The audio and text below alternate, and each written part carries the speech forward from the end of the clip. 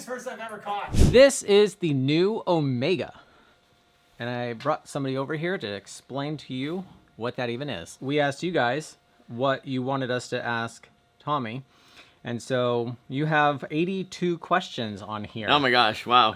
Okay. It's obvious that people are pretty excited about this thing, which they should. I'm actually interested to see what you think we should have asked. Because the problem is none of us have touched this before. Yeah. And anybody in the comments haven't touched it before. Make It With Calvin asked, as a very basic climber, what the heck does it do and what does it replace, augment? From the start, this is like an evolution of the ohm, which is basically a device that allows very light people to belay very heavy people. So if a really heavy person falls and the light person gets launched, it creates a lot of problems. Like my mom actually broke her neck colliding with my dad in this way. It's a big problem. I have kids, so it was really good for that because I have these little kids. I want them to be able to belay me. It's a great thing, but they figured out ways to evolve it and make it better beyond my wildest dreams. The Ohmega actually makes belaying just easier in general, regardless of what the weight differential So is. even if I don't have a big weight difference, yeah, I would use helps. it. I would use it. Multi-pitch, I would use it. Really? Yeah, there's a lot of reasons, and we can get deeply into that. There's like a lot of reasons. Yeah, is what I'm hoping for. Yeah, Nathan Weed asked, "Can you belay off this?" So it's supposed to assist the belay. You're not clipping it to you and belaying. No, you're not clipping it to you and belaying. You're clipping it to the first bolt. Ricardo MRV Photo asked, "This product does help with weight differences, sure, but 1, can it help with soft catches? 2, what can we expect compared to the Ohm or Ohm 2? They usually have a very on-off feeling." For reference, this is the Ohm, and this is the Ohmega. This doesn't have that on-off feeling in that way. Did you feel that with this? Do you know I did. Yeah, no, I did feel it with this, and sometimes the ohm would engage when you didn't want it to. Like if the belayer would slightly short rope you, it would engage, and then you'd have problems pulling slack. That doesn't happen with the Ohmega. Plus, another advantage is this has a pulley on it, so it actually reduces rope drag through the first bolt when it's not engaged. So it not only makes the rope easier to pull when it's not engaged, then it activates when it should. Do you want to explain how it works? Sure. You open it the same way you would the pinch, right? You can see the arrow and the climber. You load the rope in there so that the climber end is here, and then you close it and it snaps shut, right? And then you clip it to the first bolt. This mode right now is triple plus. I actually find this diagram to be the most helpful right here. It kind of tells you which way to feed it. If you pull the rope through here, you're in triple plus mode. If you pull it through here like this, right? So triple plus is 30 kilograms. Single plus is 10 kilograms, right? You go halfway in between and you clip it into both of these at once. That's double plus mode. 20 kilograms. Yeah, so the pulley turns, but the only thing that pivots is this off of this axle right here. Yeah, exactly. And that pinches the rope. And the position this is determines what side of this is going to be pulling that on. It works amazingly well. Like when I looked at it, I was like, I don't know, this thing seems like, doesn't seem like that crazy. And then when you start belaying with it, it's pretty ingenious. I'm about to put Mike on belay. You are the man, I am the hand. And what we have here is a line scale 3 to make belaying as awkward as possible. And he's got a line scale 3, and he is going to make the last quick draw a line scale 3. So we can see how much force there is with 0 resistors. And then we're going to add the original ohm. Because I hear that makes it to be a really hard jerk for you, but easy for me. It's going to be great. He's going to be wrecked after all these. And then we're going to test the Ohmega. So let's get started. You're on belay. That's definitely not on route. On route. Only you can reach that. You know, I'm actually kind of nervous. Good? I mean, sure. I'm ready. Ready? I'm ready. Oh, shit! Ready. Oh, shit! Wow, you might have been the heaviest person I've ever caught. 1.34 on mine, and 2.39 on me. it is interesting how it's not the same because there's, I don't know, things adding friction.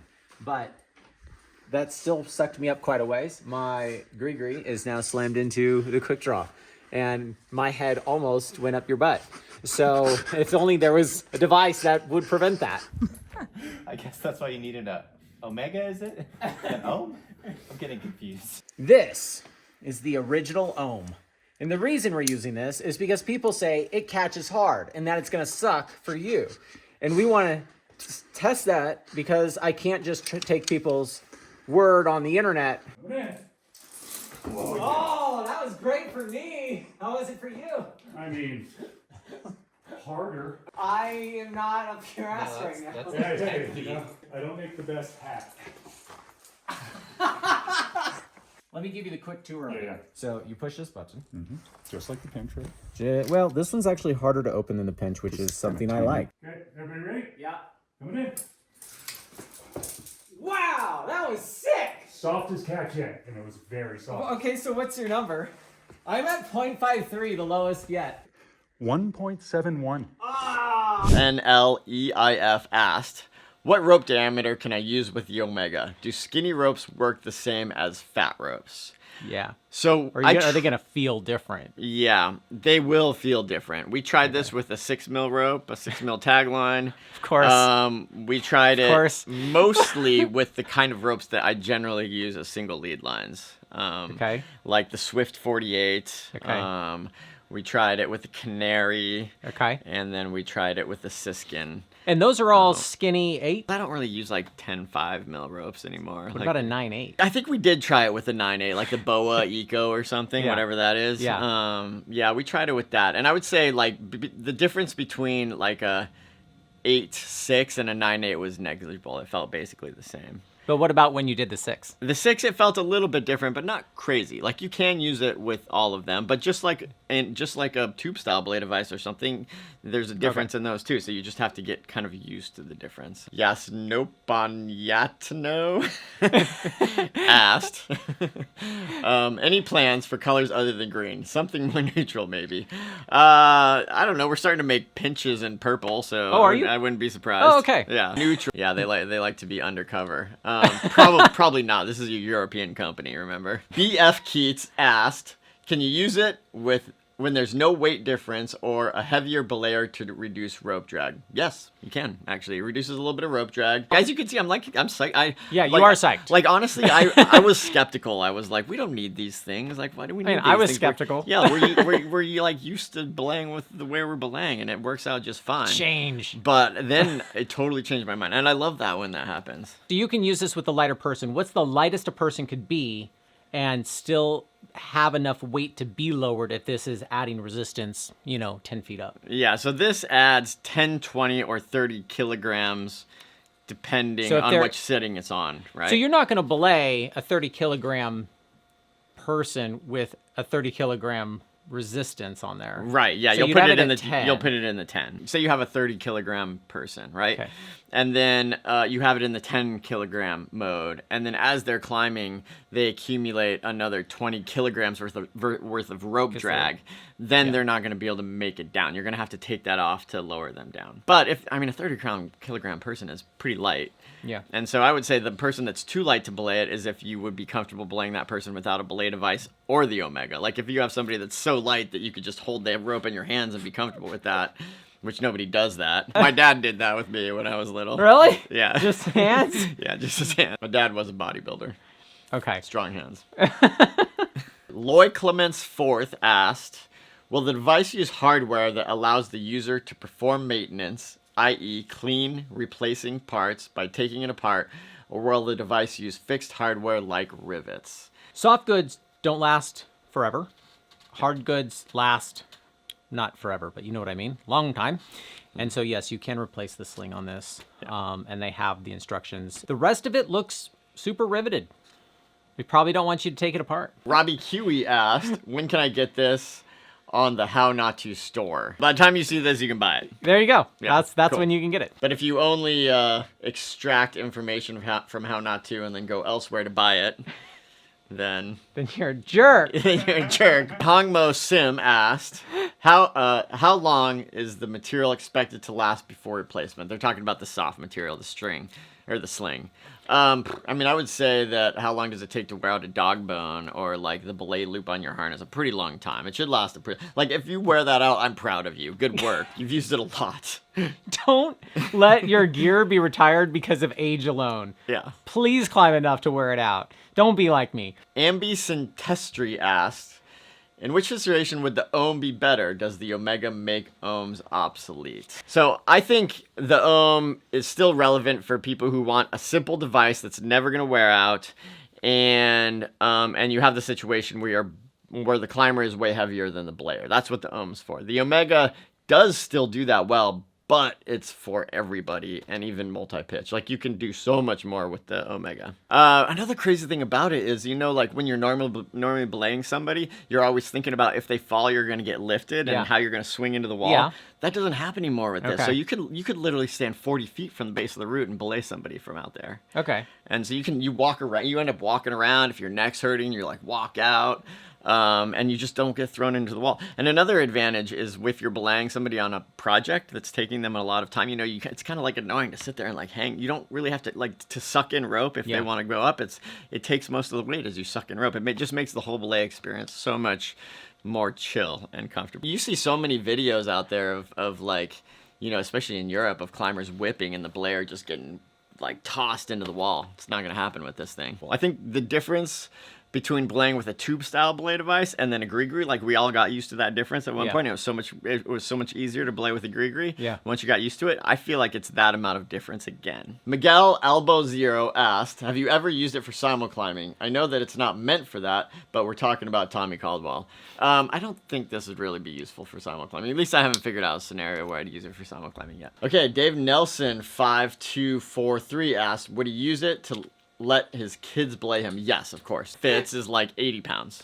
Okay. And I'm like 160. Okay. That's more than the 30 kilograms. It's more than 30 but kilograms. It adds 30 kilograms. Yeah, it doesn't mean that you need to be exactly 30 kilograms. Okay. It just means it's going to be 30 kilograms better. So it's going to keep us from colliding. It's going to keep him from getting launched. But he might still get launched a little bit. The experience for him will be much like my wife and I may be climbing. He'll get thrown a little bit, but it'll make it doable instead of undoable for me to take kind of gnarly whips. Has he ever caught you without a resistor before? No. He never has. No. It's going to accelerate my ability to climb with my son. Like, he's going to be able to belay me way before he could have otherwise. And my daughter. So Connor, too, kind of asked about the scenario if the Ohmega is under a bulge at the bottom of a root. He wants to extend it with the sling. So that the Ohmega actually extends over the bulge. So you're supposed to only ever clip it directly to the bolt. Yeah. If you clipped it to a draw to extend it, what happens? When the climber fell, it would, say this is a meter-long sling, it would flip upside down, and there would be, 2 meters before it activated, basically, which would still help a lot. Like, I think it's fine. It's just a little bit less than ideal. The question that Connor 2 asked is, like, he's worried about it creating rope drag if the Ohmega is under a bulge, which is somewhat valid, but with the ohm, it would have created a lot of rope drag because it would have made the ohm activate right away. Every with the time, Ohmega, with the Ohmega, it's got a pulley. So when it's not weighted, it's on a pulley. So it would actually decrease the rope drag over a normal draw. I think clipping to a sling is going to only minorly change the functionality of it. Like, you'll adjust pretty easily as a belayer. That'll be interesting for us to test because the instructions were like, don't do that. Yeah, I actually didn't test that. So it'll be interesting to see what you figure out. I'll have to watch the video now. Welcome to How Not To, where you're not supposed to put the Ohmega on a quick draw. Tempt me with a good time. It supposedly negates what it does. Mike will find out for us. Thank you, Mike. What? Whoa, That was hard. Oh, that sucked. I was afraid that wasn't going to work at all. 1.14 is pretty high on my end. How to turn your Ohmega into an Ohm 1. Follow for more tips. Kenneth Carranza asked, has it any uses for lead rope soloing? It was announced just after the Eldred LRS assessment, so I'm very intrigued. I don't know what you would do with this. Yeah, I can't think of any reason to use it for lead rope solo. Because every soloist tries to take anything that's ever invented and attach them to about right here and hold it up and then try to climb with it. Yeah, don't do that. Rob Orchiston asked, can you chain several of these in a series along climb to provide even more friction for leaders? Probably. I don't know. I didn't try that, but I mean, would if think one's that- good, 5's better, right? If only there was a way to find out. What happens if you have one at every bolt? Just flexing, I have a climbing sword. 3 Ohmegas, theoretically 90 kilograms of resistance. This is gonna be so fun, everybody. This is gonna suck for you, for sure. Mr. Rogers Whip School. You know that thing right before you do something, you're like, this is a bad idea. It's a bad idea. 3, 2, 1. Oh, I felt nothing! Oh yeah, I have nothing on me! that wasn't awesome. Look, I have nothing! I can't even get down. 30 plus 30 plus 30 adds up to, we thought it was gonna add up to 0 for some reason. It felt like a me probably catching you. Ohmega. Most people don't get to see that in their life. And most people don't want to. You just need one. So, did every question get asked? Okay, no. So you know how climbers are training super scientifically these days, and they're getting so strong, right? They're doing Yeah. hangboard, they're like teching out everything. Yeah. For people who are really high end and want to find every like ounce of benefit, like Yep. send their proj. There's a great idea, a great use for this. 'Kay. You take these beaners called axiom beaners, 'Kay. and people have tried this, and you clip them. You get a whole rack of them, and you clip them to all your quick draws. And when you climb with like that, it's amazing. Like you have almost no rope drag. But the problem is, if you fall right onto a pulley beaner, axiom beaner, the belayer gets launched, right? Like it's gnarly. Okay. But if you then use the ohm on the first bolt, then it's like the best of all worlds. You know, people spend months of their lives trying to lose 10 pounds. You don't have to lose 10 pounds. Just buy this. Best sales pitch ever. What are you doing, Bobby? I am setting this 700-pound rock up to haul. We have a line scale in the system, a quick release. When it gets up to Mike, he's going to pull this grenade pin out. We're going to drop it. It's a paper clip. We have a 200-pound rock in the system with a gree-gree. And there is an Ohmega right there. And we will see what breaks. Something has to break in this. This is only rated to have a 30 kilogram difference, and we have a 500-pound difference. Bobby, how are you lifting this rock? I have a Z2 on a 5-to-1.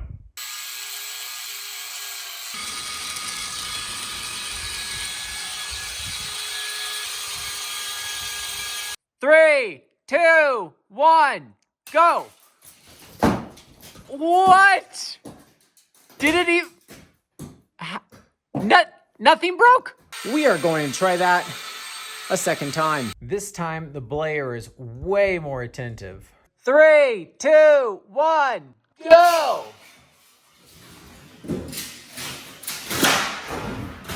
Oh my God, you killed the belayer. We broke a bunch of things. Yeah. The Ohmega opened. 8.56 on our climber. That's what happened to our belayer. So the belayer came up and basically smacked the crap out of this. And now I think it's missing the button and maybe some other parts. The door still works, but the pulley is actually really sharp to touch. It definitely does not spin anymore. Too much of a weight difference. Have you ever seen a 700-pound rock dropped before? I have not. Never know what you're gonna get in a weekend with Ryan.